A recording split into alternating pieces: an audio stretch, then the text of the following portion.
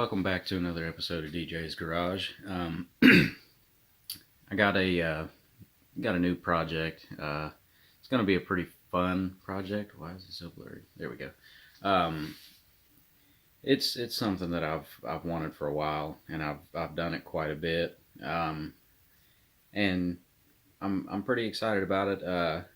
We'll go through a list of everything here in just a minute, and I'll get into more detail on how I acquired it, what it is, what I plan on doing with it. We'll go from there. So here is the project itself.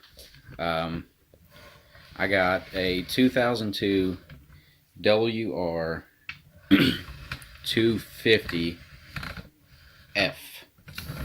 I picked this bike up off of a buddy of mine for $250, which sounds like a lot of money when you see it, but we'll get into that in a second. So here's the bike. Let me back up a little bit. Here's the bike. As you can see, it's missing a very important detail. There's no engine in that bike. So there's no engine in the bike at all. Also needs wheel bearings. I don't know how well you guys are picking that up. Can you see how much that tire is wobbling? Maybe if we look down here at the axle itself, you can see how much wobble is in that. Anyway, I hope you picked that up. Also, the radiator has a very large dent in it. Hopefully you guys see that pretty well. It's pretty beat up. The rear axle is just kind of sitting there.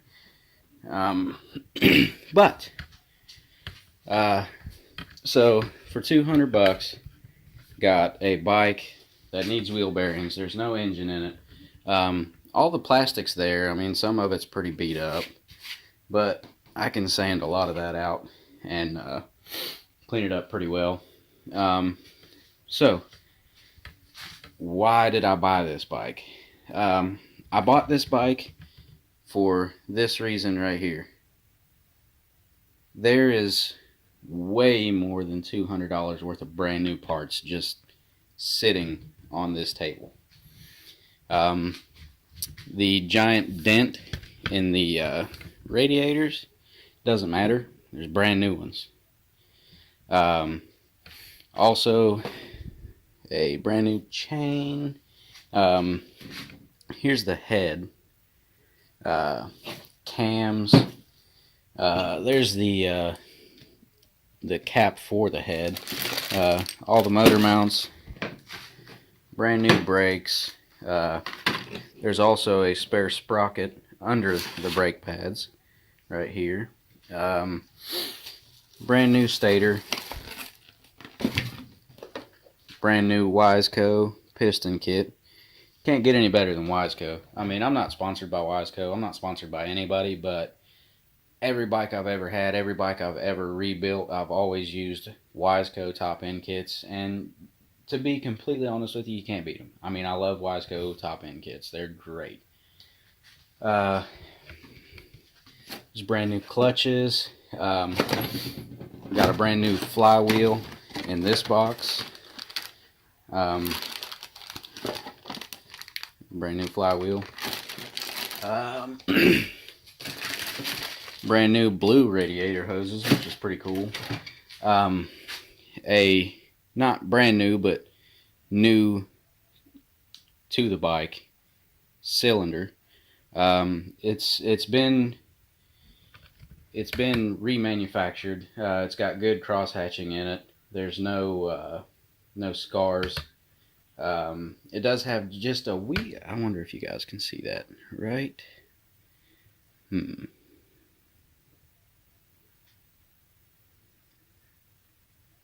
There it is. Dang, this is difficult. Where'd it go? I lost it. Right there. On the... right there. It's got one little scar in it, but you can't feel it. So that's a good thing. Everything to put the engine together is here. Everything that I need for the bike is here. Also, brand new rear axle. So it's also got the spacers. Everything that I need for that rear axle is there. The rear wheel bearings don't seem bad. I'm still going to take them out, check them out, grease them, clean them up, put them all back in.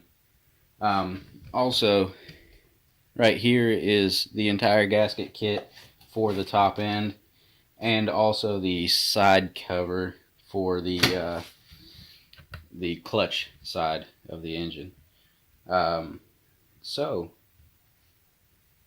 Oh, hey, also, got a new front tire that came with the bike, and a spare bottom end. Really, that one's kind of crap. Everything feels fine in it. The bearings still roll smooth, but I'm just going to use it for parts if I need any parts. I don't really plan on using anything out of it if I don't have to, because I've got a good bottom end right there. Don't really need it. One thing that's pretty cool about these bikes is that the let me take the seat off.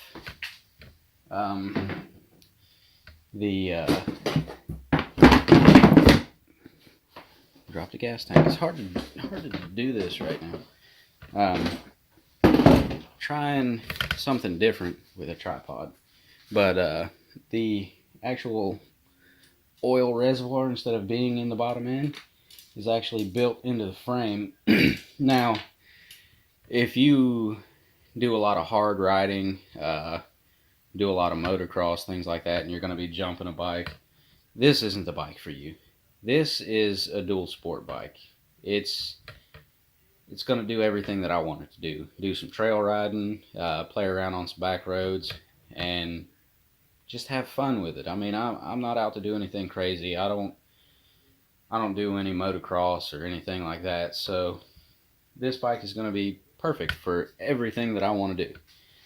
So with that being said, in today's episode, we're going to go through the actual bottom end, make sure that everything's functioning. I'm just going to slide the shifter on that side and shift through the gears, make sure all the gears work. But actually, I don't think that really matters. So yeah, we're gonna go through the gears, make sure all the gears work, and then I do want to get the stator or generator, whatever you guys prefer to call it, and flywheel put in tonight, and then tomorrow, just because I want to soak the new clutches in oil for a while, I'm just going to get those soaking in some oil, and then tomorrow we'll put the clutches, clutch basket, put all that together, and hopefully start working on the top end after that. Get the top end put together, get everything in time. Yeah, so that's enough talking. Let's get to putting stuff together and checking stuff out. Really, this build shouldn't take very long because everything that I need for the bike is here, minus the wheel bearings. Alright, so like I was saying, one thing that I want to do really quick is, where's the shifter?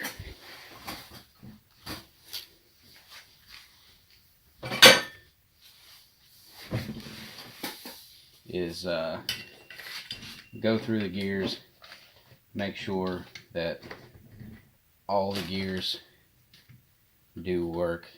It would help if all the parts to check the gears were in the engine.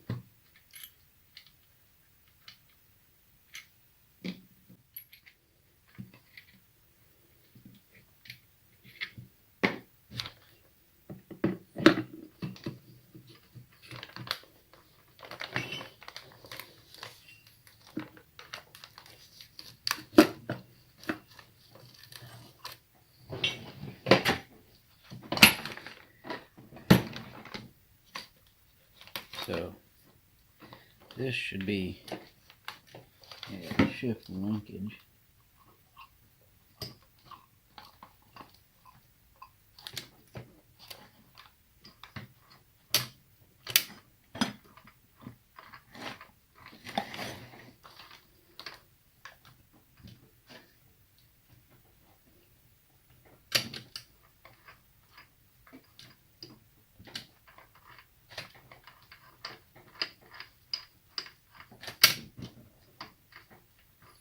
Alright, so that's first.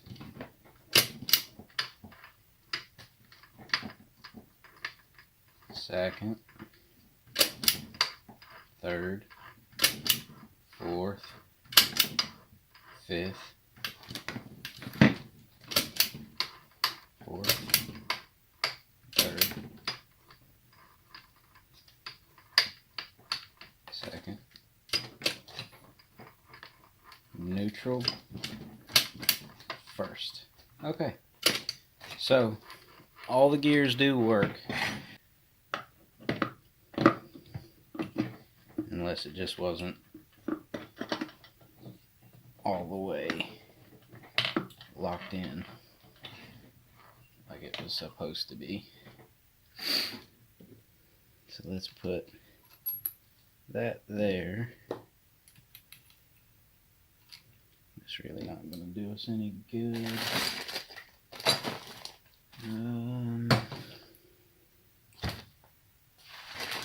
There it is.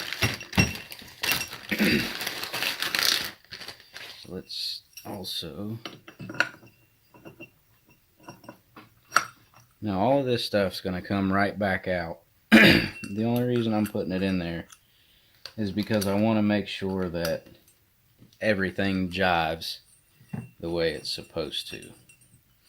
If something's not working correctly, before I put it together, I want to fix it. Alright. So, go to first gear.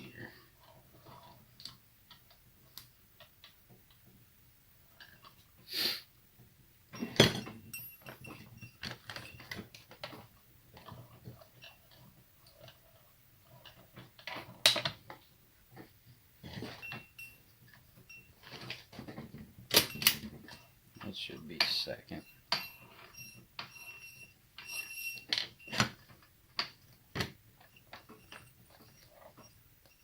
Alright, so if the clutches were in here, that would all jive. See, the way the clutches work is they're splined on the inside, which bite on these splines here, and then they have, alright, just to show you. Okay, so you have all that, I call it meat on the clutches, but you have this abrasive area. It's discolored from the rest of it.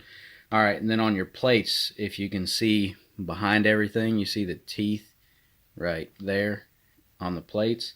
So the plates will sit on this, and then the abrasive part of the clutch will put pressure on those plates, and it'll bind it together so that it essentially makes a clutch basket, the entire thing, one unit. So whenever you spin the piston rod and your crank, this outer ring spins, and then whenever you spin the cog that your chain will ride on, the inner part spins. So imagine if these were both locked together. You spin one, the other one spins. So we know that everything's working correctly, and we've got brand new clutches, so we know that they're gonna work. Alright, now we're back in neutral. So we know all the gears work. So the internals of the bottom end here is where your gear cluster is, and it's basically the transmission of your bike. So we know that everything in there is jiving, everything's good and smooth, so we can proceed with our original plan. Now all of this stuff I'm gonna clean up really well before I put it in the bike, and make sure that everything is not gonna be abrasive or mess anything up. So with that being said, on this side we need to put our stator or generator, whatever you guys want to call it. Now it does already have the key in the keyway right there. So that's a good thing. But before we put the stator on, we need to get our timing chain, run our timing chain up, get all that squared away. So we'll pull our timing chain out, give it a good once over, make sure that it's in good shape, and it is. Also, I want to make sure, just because of the sheer amount of new parts that came with this bike, that there isn't a new timing chain that goes with it as well. So I didn't see one. I mean, I briefly went through everything just so I could set it out and figure out what is what, but I don't believe there is one, but that's not to say that there isn't. But this one's in really good shape, so we're going to slide it on in.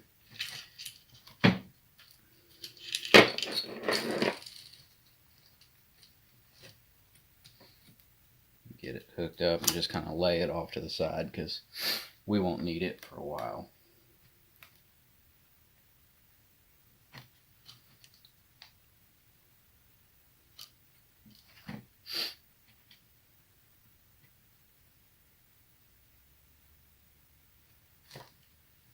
Actually,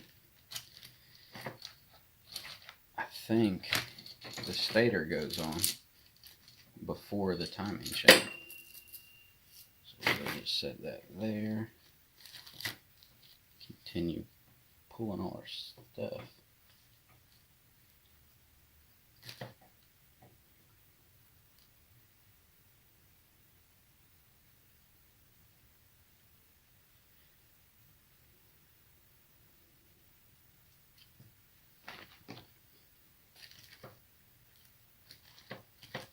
Jeez. Let me go grab some tools. I'll be right back.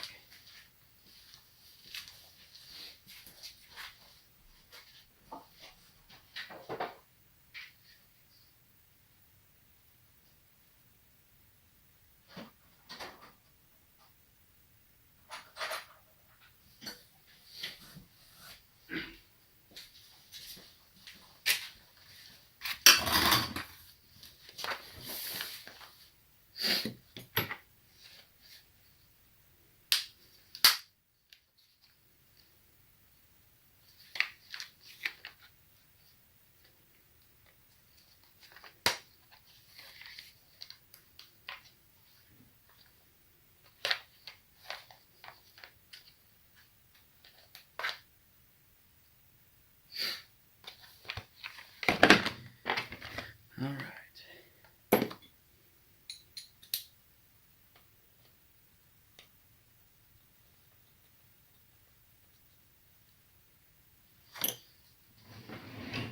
Turn this so you guys can see what I'm doing as well.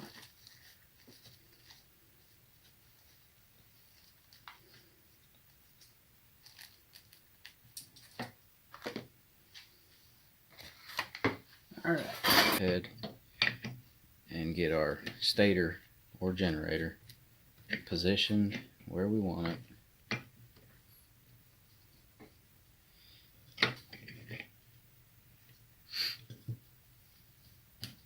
Slide slide the cord out of the way.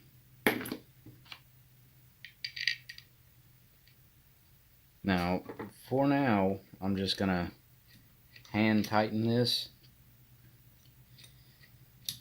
because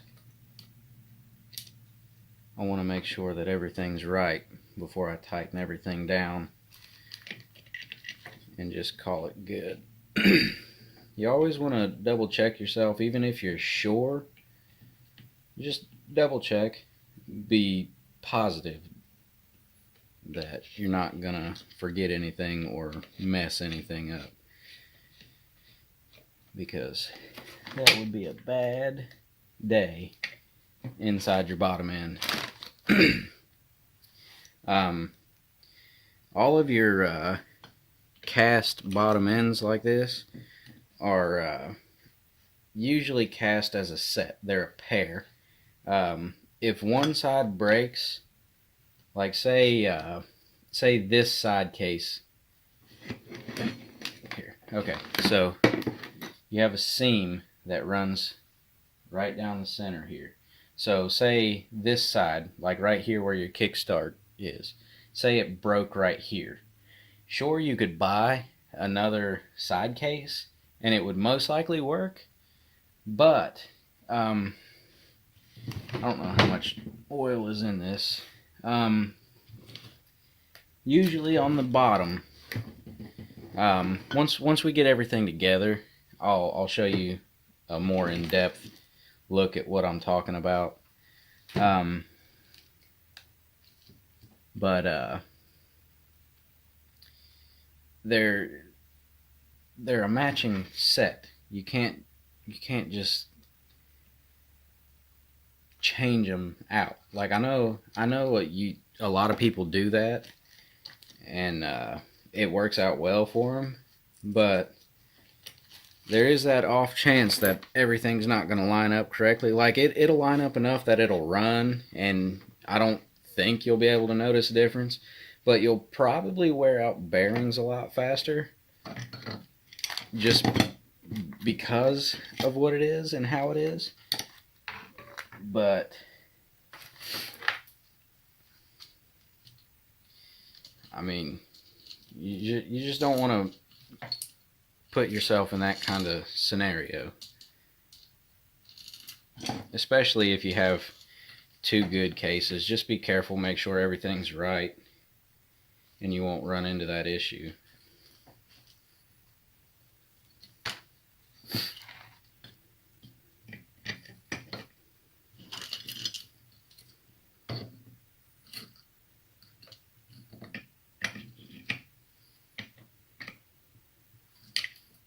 So, timing chain should be on before the stator, because after the stator's on there, you can't get the timing chain on there.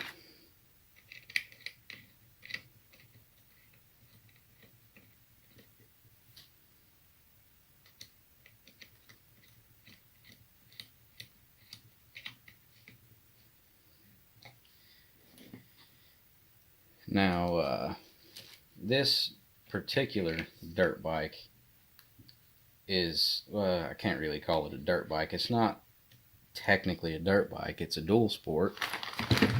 But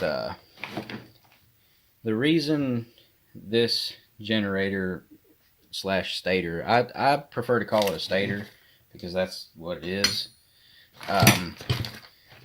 But I have heard it referred to as a generator, and I mean that is what it is. It generates electricity.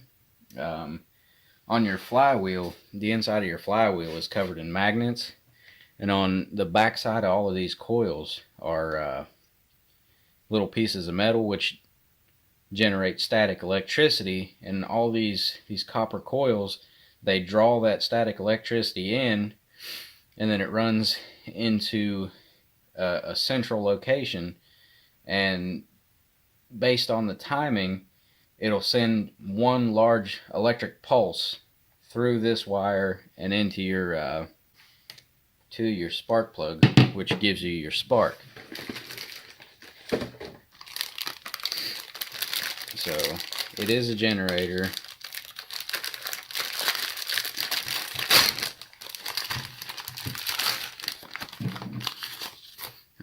so now you see this little dot right here? That's your timing mark. So it'll line up with a specific point on your where's that keyway?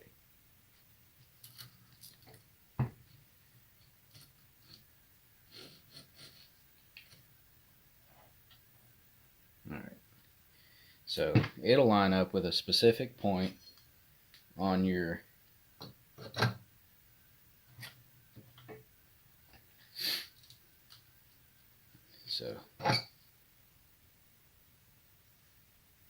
on your case.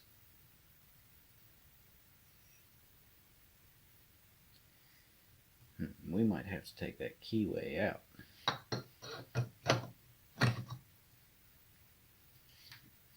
Maybe not.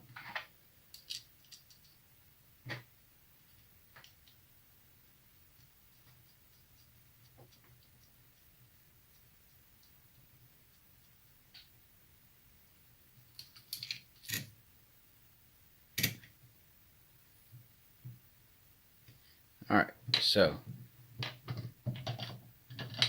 we got all that together. So that's the stator side. So we can grab the side case here, which this is not the right one. Duh, stupid. And grab our side case, and like I say, I'm just putting all this stuff in loosely. I'm not gonna tighten anything up right away. So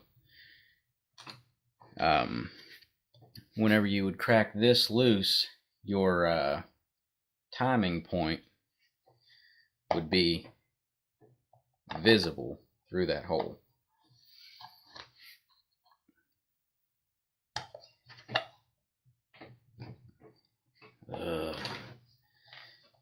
You gotta love those locating dowels. Once they're on there, they're on there. I'll show you what I mean once I get this side case back off.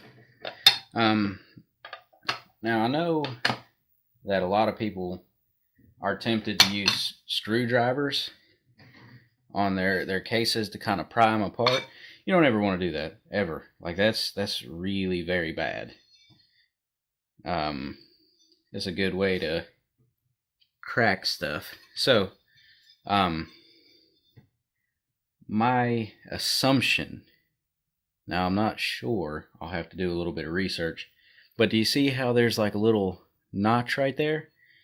If you take this out, that notch would be visible, and you would want to line your little dot right here up with that line, which would put it in time. So let's see, that's all the way down.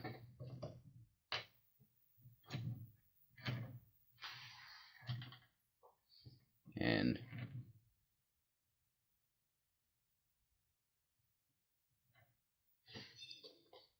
yeah, right there is top dead center. The easiest way to tell without your piston or your cylinder on there is to just grab your piston rod and pick straight up on it. So let's roll it around. Alright, so whenever I pick straight up on this, you see how it moved?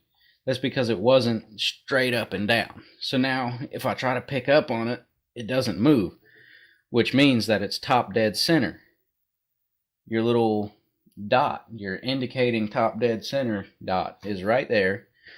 And if this case were where it should be, it almost lines up perfectly with that dot. So what I want to do really quick, just so I'm sure, is I don't know if it's this dot or this dot, the circle here. I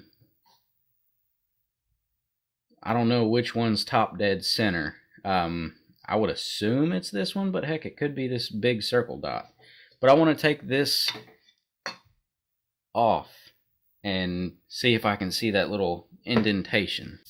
Alright, so I cracked that loose. Let's take it off. Yeah, okay. So you can see that little line right here. If we put it on here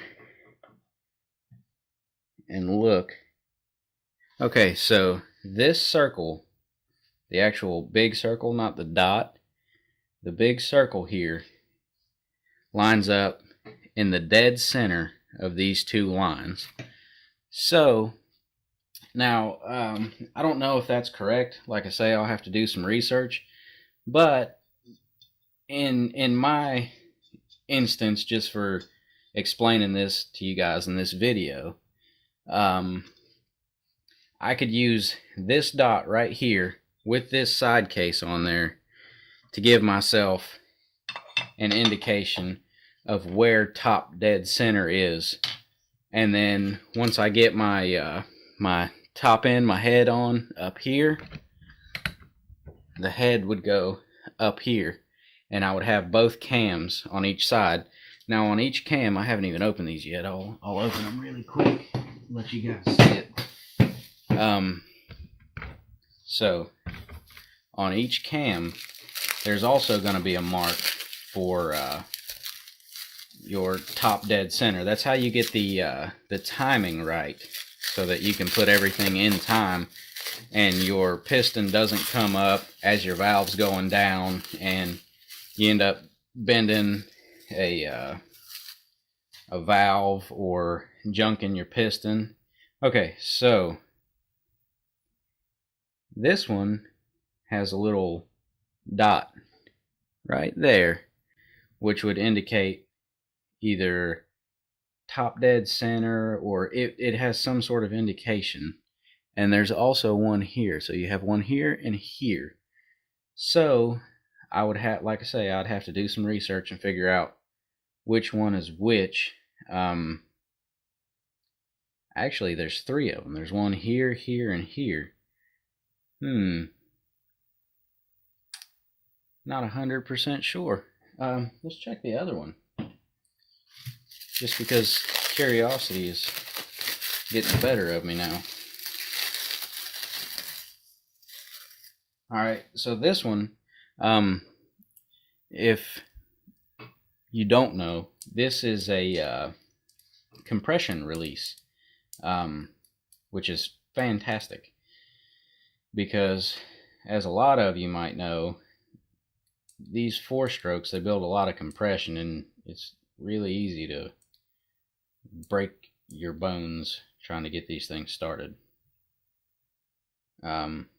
So this one only has one. Now this one's going to be your exhaust. So whenever this is closed like this, there's a little ball in there. Can you see that? Yeah, you can see that move. So basically what this does is allows some pressure to release from the cylinder as you're trying to kick it over, so you don't break your foot trying to kick it over. But this one has two little indents. Let's see if you can pick those up. They're wee teeny tiny. One's right there. Yeah, you can see it. And there's also one right here. Yeah, right there. So there's two little indicators on it. So I'll have to figure out which one we should go by to get that all lined up. But that'll all come in time. We still got to get the rest of the bottom end put together before we can start worrying about that. I want to see if you guys can see what I see. Yeah, okay, so you see the circle, little indentation on the flywheel lines up centered with this little line here and this little line here, centered up. And like I said, I know that that is top dead center, so we could just use that as a starting point if we wanted to go ahead and put the entire top end together and get everything done. But I kind of want to go through the bottom end first. We've checked the gears. We know the gears work. We've just put the stator in and the flywheel. We've got the timing chain on. So, well, it was on. Most of the bikes I fool with are 2-strokes, but I've done my fair share of 4-strokes. So we've got this side in. It's not all the way buttoned up, but it's in. We know everything fits. The next video, we'll go ahead and put our clutches in, get our entire clutch basket in. We know all the gears work in here. We haven't tried the Kickstarter yet, but the Kickstarter that came with it is too big. Can't use it. Gonna have to get a Kickstarter. Yeah, it's way too big. I don't know what that's about, but it's no big deal. I think I have a couple laying around. We'll find out either way. What I want to do before I start fooling with the wheel bearings on the bike and really anything with the frame of the bike is get the engine together. I'm also going to pull the carb off the bike because the carb is still currently on the bike. Tear it down, clean it up, get everything together, put the engine on the bike, start it, make sure that everything runs. I want to test the clutches. I want to run through all the gears, make sure everything works the way it's supposed to work.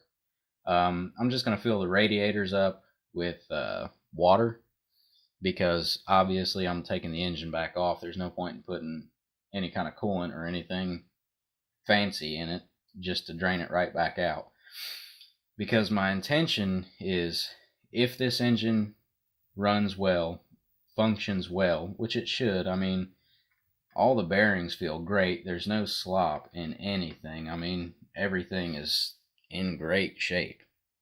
What I'd like to do is pull it off, clean the engine really well, and then go through the frame of the bike. I want to tear it down to bare frame, and a lot of the wear points on the frame, like where your kickstarter is, where your rear brake lever is, where your shift lever is, all those parts on the frame, where your foot pegs are, they're all worn, like all the paint's worn off, and the frame has some surface rust in those areas.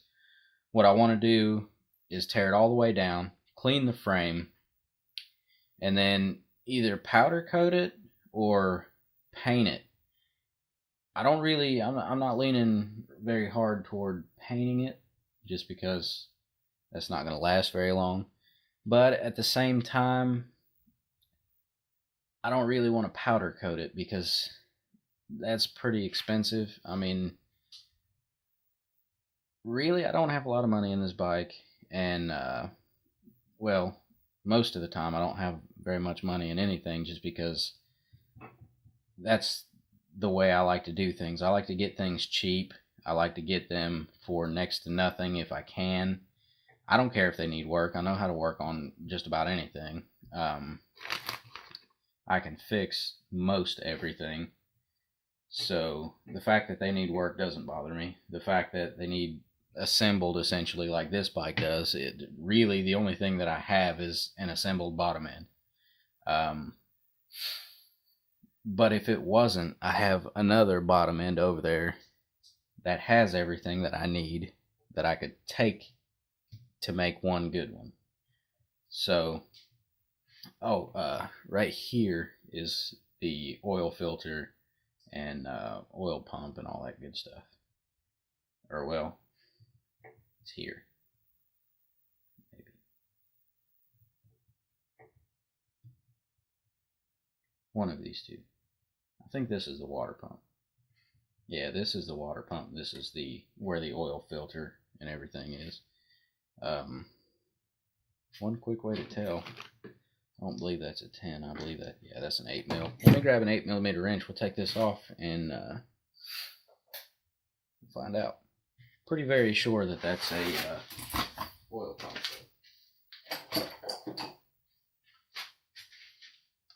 Oil filter, not oil pump. Huh. It's already loose. What are the odds of that?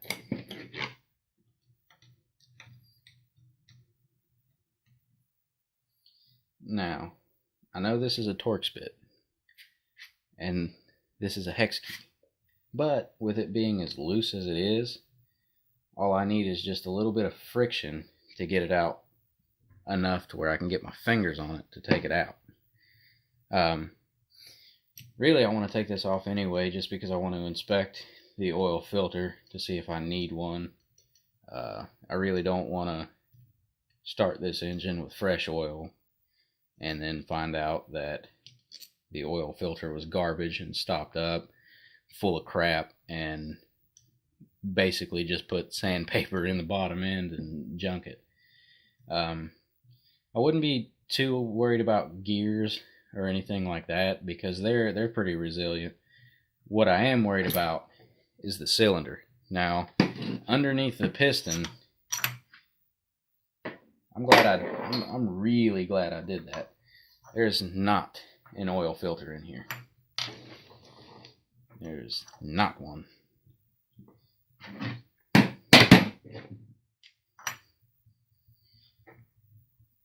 So, there's no oil filter in there. Just to show you guys.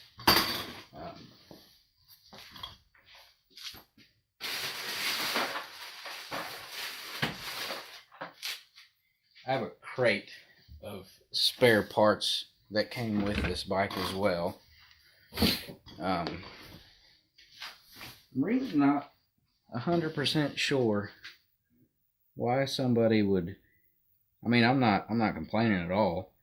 And the guy I got this off of, I used to work with him in a different part of the facility that I work for. But anyway,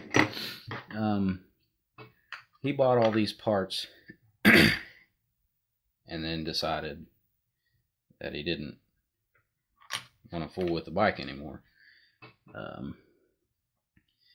Like I said, I'm not complaining at all.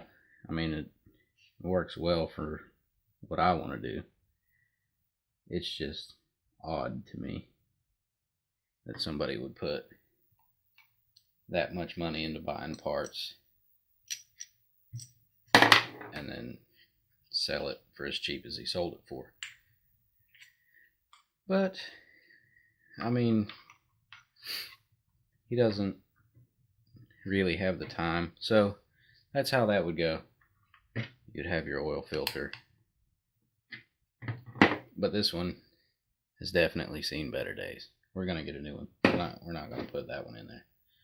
So now we know that we need an oil filter. Wow.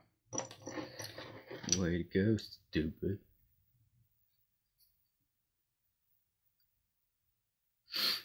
It is wee hours of the morning right now, and I am pretty sleepy. Especially after working all day.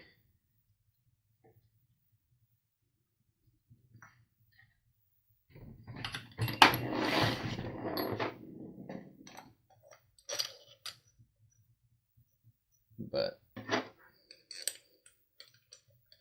we're going to leave these fairly loose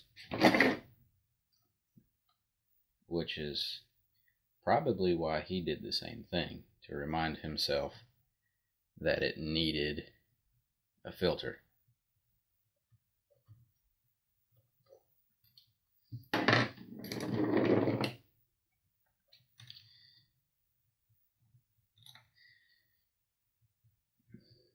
Which really, I mean, it's not that big a deal. I'm sure these oil filters are relatively cheap. They're pretty small.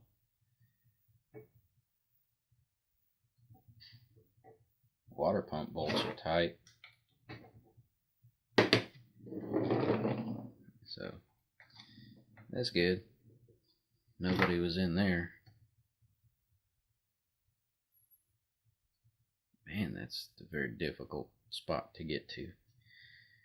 But yeah, so we're just gonna leave that one out, just as a reminder. We're not gonna thread it in as far as we threaded these. So in the next episode, we're gonna go ahead and get the clutch basket and clutches put in this bike, and possibly even get the piston. One thing we do need to check before we put the piston in is the ring end gap. Basically what you do is you have your head, or this isn't your head, this is your cylinder.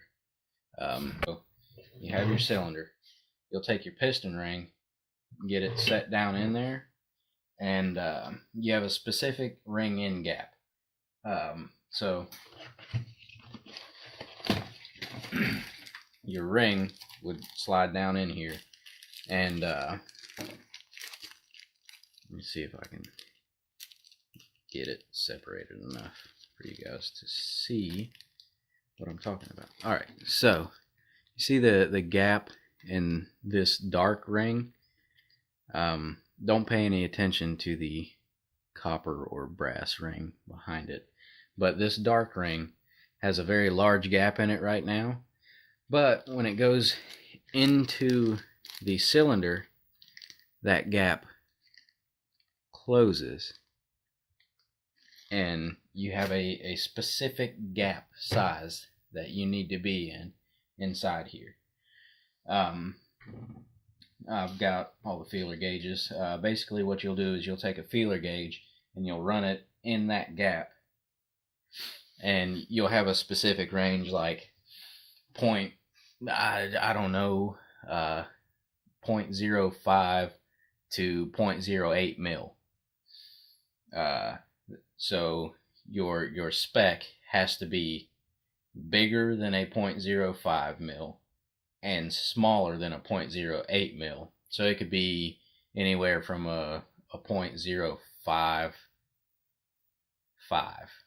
to a 0.075. Like, even then, at a 0.055 or a 0.075, that's a little bit too close for me. Like, I wouldn't want to be that close to my range spec. Really what I would look for if my spec was like that would be a 0.06 or a 0.07 even. I would feel comfortable with that. But this cylinder, it looks great. I mean, the cross hatching in it is beautiful.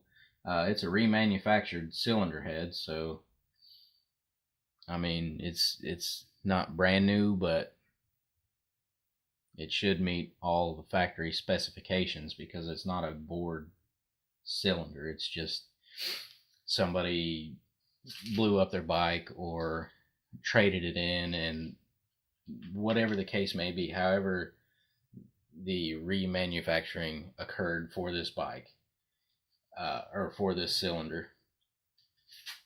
Basically all I did was they took this cylinder and they honed it. They took a cylinder honer and just basically put new cross hatches in it and made sure that there was no significant scarring. The reason you want a cross hatch, you don't want just spiral rings in it, just at all. You want good 45s. You want a good cross hatch in it.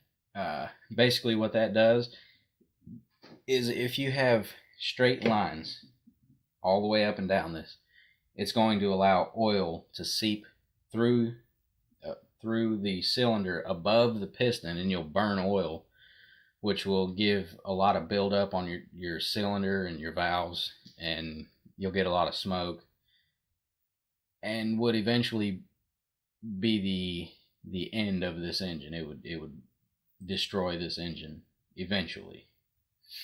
So the reason there's all the cross hatching in it is so that the oil can't just travel. It's got so many different ways it's got to go that it will not and cannot have the opportunity to come up over the piston into the cylinder. So that's a good thing. But yeah, so that's going to be it for this episode. I know I was a little bit long-winded, but I wanted to explain as much as I could. I know I kind of got off topic. Really should have just stayed on the stator and stayed with the clutch when I do the clutch, and then stayed with the top end when I do the top end. I could have explained all this whenever we did the top end, but that's not the way I roll. Alright guys, thanks for watching. If you liked it, please give me a like, subscribe. Thanks for everything, guys. I mean, it means a lot. Bye.